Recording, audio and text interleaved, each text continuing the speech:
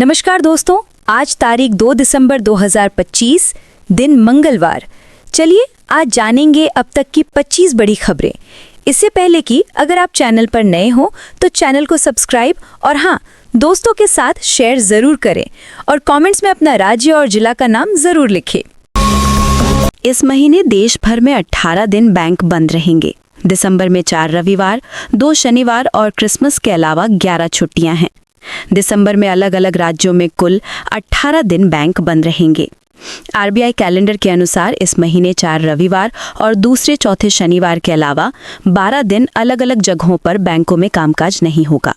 ऐसे में अगर आपको अगले महीने बैंक से जुड़ा कोई ज़रूरी काम हो तो इन छुट्टियों को ध्यान में रखना चाहिए।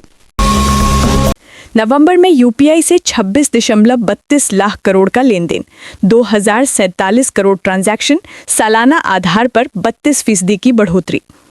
नवंबर महीने में देश भर में यूपीआई यूनिफाइड पेमेंट इंटरफेस के जरिए 2047 करोड़ ट्रांजैक्शन हुए, जिसमें 26.32 लाख करोड़ रुपए का लेन देन हुआ। सालाना आधार पर लेन देन की संख्या 32% बढ़ी है।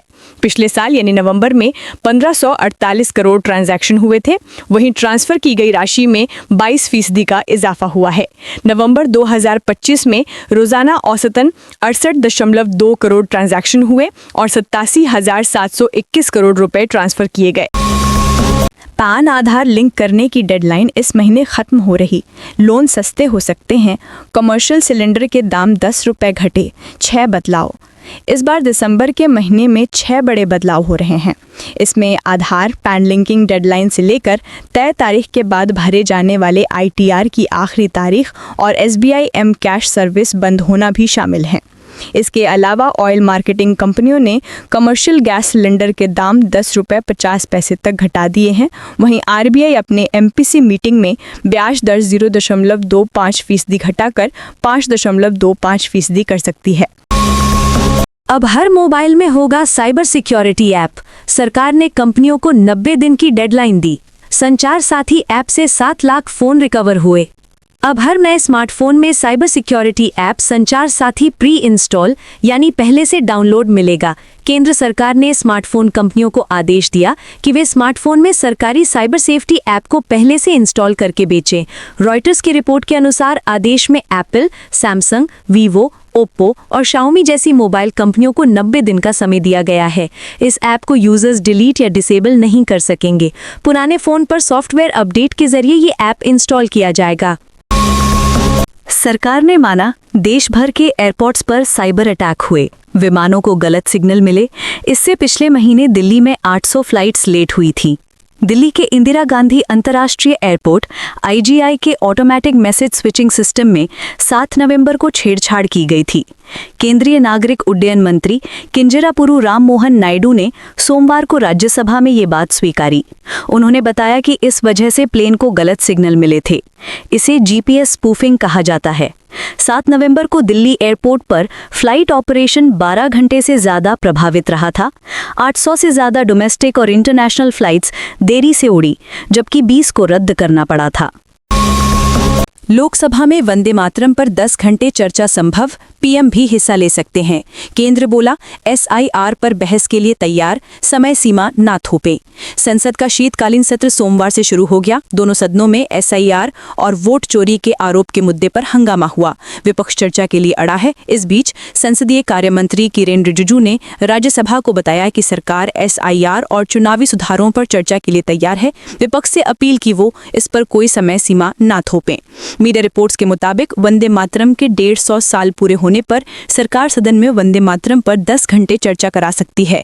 ये बहस गुरुवार शुक्रवार को हो सकती है। पीएम मोदी खुद इसमें हिस्सा ले सकते हैं। मोदी ने कहा सदन में ड्रामा नहीं, डिलीवरी देनी चाहिए। विपक्ष हार को पचा नहीं पा रहा। प्रियंका गांधी बोली मुद्दे उठाना ड्रामा नहीं। पीएम मोदी ने सोमवार को शीतकालीन सत्र शुरू होने से पहले विपक्ष से संसद चलने देने की अपील की। पीएम ने कहा कि विपक्ष बिहार चुनावों में हार के कारण बेचैन नजर आ रहा है। उन्होंने कहा कि मैं अनुरोध करूंगा कि सभी लोग मुद्दों पर ध्यान दें। ड्रामा करने के लिए बहुत जगह है, जिसे ड्रामा करना है करे। यहाँ ड्रामा नहीं, डिलीवरी होनी चाहिए। दिल्ली एनसीआर प्रदूषण, सुप्रीम कोर्ट बोला सिर्फ किसान जिम्मेदार नहीं। कोविड में भी पराली जलाई, फिर भी आसमान साफ था। सरकार एक्शन प्लान पर दोबारा विचार करे।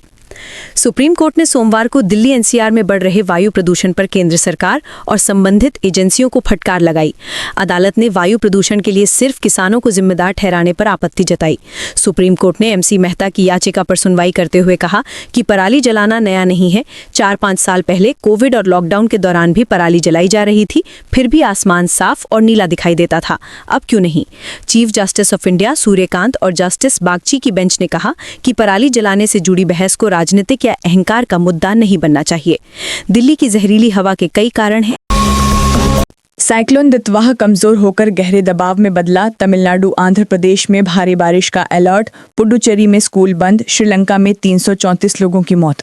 बंगाल की खाड़ी में चक्रवात दितवाह कमजोर होकर गहरे दबाव डीप डिप्रेशन में बदल गया है। भारतीय मौसम विभाग ने सोमवार को बताया कि समुद्र में दितवाह की लोकेशन चेन्नई से 140 किलोमीटर और पुडुचेरी से 90 किलोमीटर दूर स्थित है। तमिलनाडु में चक्रवात के कारण भारी बारिश बाढ़ से अब तक 3 लोगों की मौत हो चुकी है। मौसम विभाग ने तमिलनाडु और आंध्र प्रदेश में आज भी भारी बारिश का अलर्ट जारी किया है। पुडुचेरी में भी एहतियात के तौर पर सभी स्कूलों को आज भर बंद रखने का आदेश जारी किया गया है। भारत से पहले चक्रवात दितवाह ने श्रीलंका में जमकर तबाही मचाई। यहां अब तक 334 लोगों की मौत हो चुकी है। मध्य प्रदेश के धार जिले के धामनोद में चल रहे किसान आंदोलन को देखते हुए जिला प्रशासन ने संपूर्ण धार जिले में धारा 144 लागू कर दी है। किसानों ने स्पष्ट किया कि उनका आंदोलन जारी रहेगा और रात हाईवे पर ही गुजारेंगे।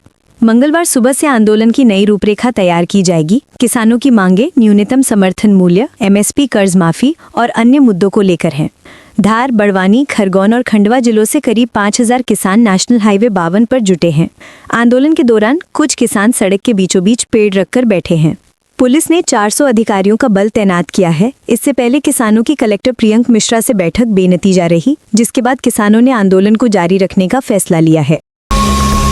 सीबीआई देश भर के डिजिटल अरेस्ट केस की जांच करेगी। एससी का निर्देश, राज्य सरकारें जांच एजेंसी की मदद करें। कहा ये तेजी से बढ़ता साइबर क्राइम है।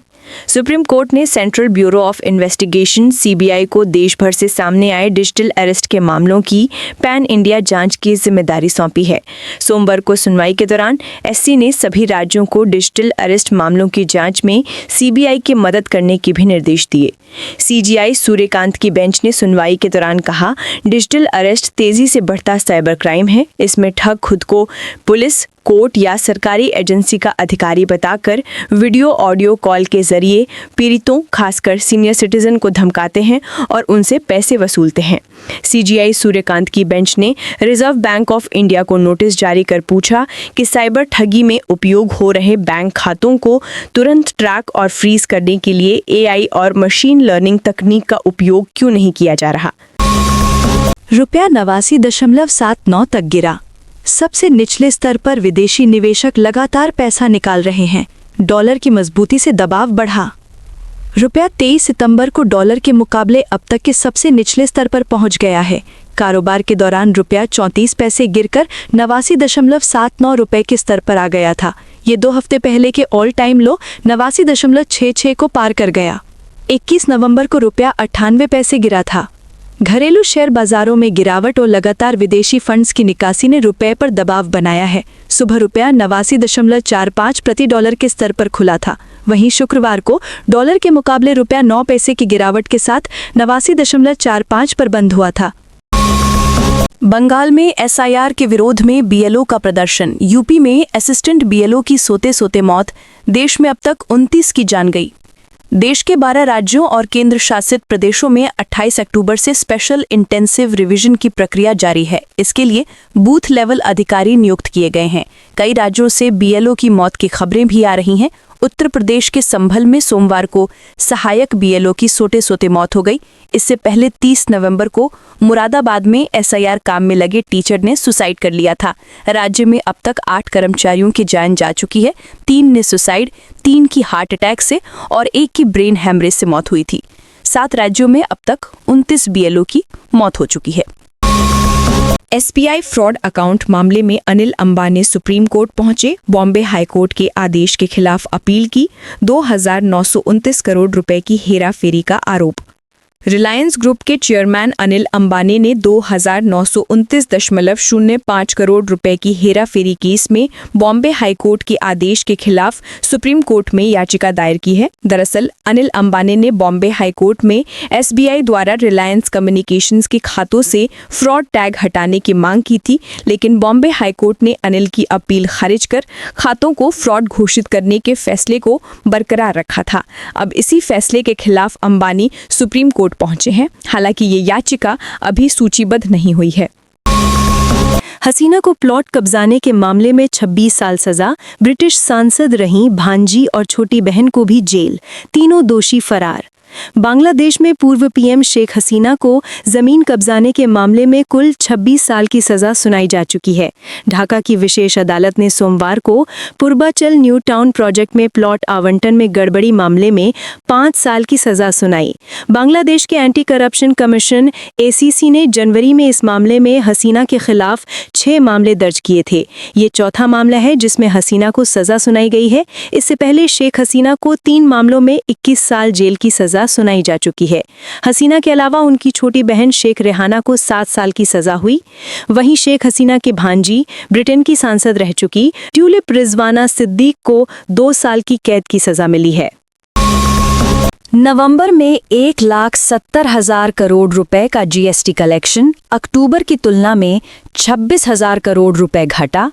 पिछले महीने जीएसटी से 1,96,00,000 करोड़ रुपए जुटाए थे। केंद्र सरकार ने आज नवंबर में हुए जीएसटी कलेक्शन के आंकड़े जारी किए हैं। नवंबर में गुड्स एंड सर्विसेज टैक्स यानी जीएसटी से 1.70 लाख करोड़ रुपए जुटाए गए हैं। सालाना आधार पर इसमें 0.7% की बढ़ोतरी हुई है। आंकड़ों के मुताबिक 1 साल पहले यानी नवंबर 2024 में सरकार ने 1.69 लाख करोड़ रुपए जीएसटी कलेक्ट किया था। वहीं पिछले महीने अक्टूबर के मुकाबले नवंबर का कलेक्शन 26,000 करोड़ रुपए घटा है। सरकारी नौकरी गुजरात पुलिस में 13,591 पदों पर भर्ती का नोटिफिकेशन जारी। 3 दिसंबर से आवेदन शुरू, सैलरी 90,000 से ज्यादा। गुजरात पुलिस रिक्रूटमेंट बोर्ड ने Gujarat police PSI and constable exam 2025 के लिए नोटिफिकेशन जारी कर दिया है। उम्मीदवार 3 दिसंबर को आवेदन प्रक्रिया शुरू होने के बाद वेबसाइट ojas.gujarat.gov.in पर जाकर अप्लाई कर सकेंगे। एमपी में नवंबर में रिकॉर्ड सर्दी, दिसंबर में और बढ़ेगी। राजस्थान के झुंझुनू सीकर में शीतल लहर का अलर्ट, हिमाचल के रोहतांग पास में बर्फ की चादर। उत्तर भारत के पहाड़ी राज्यों पर वेस्टर्न डिस्टर्बेंस एक्टिव है। इसके कारण फिलहाल उत्तरी हवाएं कमज़ोर हैं, लेकिन 2-3 दिसंबर के बाद जब ये सिस्टम आगे बढ़ जाएगा तब फिर से बर्फीली हवाएं चलने लगेंगी। इसके असर से राजस्थान, हरियाणा, दिल्ली, पंजाब, मध्य प्रदेश और उत्तर प्रदेश में सर्दी तेज़ होगी। इस दौरान कई शहरों में शीतल लहर चलेगी। इधर राजस्थान में सर्दी फिर से बढ़ने लगी है। रविवार को प्रदेश के कई शहरों में रात का न्यूनतम तापमान 1 से 3 डिग्री तक गिर गया। उधर मध्य प्रदेश में अब की बाद नवंबर में रिकॉर्ड तोड़ सर्दी पड़ी। हिमाचल का रोहतांग पास बर्फ की चादर ओढ़ चुका है। हालांकि 4-5 दिसंबर को फिर बारिश बर्फबारी का अलर्ट है। हैदराबाद में फर्जी कॉल सेंटर का पर्दाफाश, 9 गिरफ्तार। ऑस्ट्रेलियाई नागरिकों से 10 करोड़ रुपए ठगे, 12 कंप्यूटर, 7 मोबाइल और चेकबुक जब्त। हैदराबाद की साइबराबाद साइबर क्राइम पुलिस ने शनिवार को ऑस्ट्रेलियाई नागरिकों से करीब 10 करोड़ रुपए की ठगी करने वाले फर्जी कॉल सेंटर का भंडाफोड़ किया। पुलिस ने छापेमारी कर 9 आरोपियों को गिरफ्तार भी किया। पुलिस का कहना है कि फ्रॉड रैकेट के मास्टरमाइंड प्रवीण और प्रकाश फरार हैं और उनकी तलाश जारी है।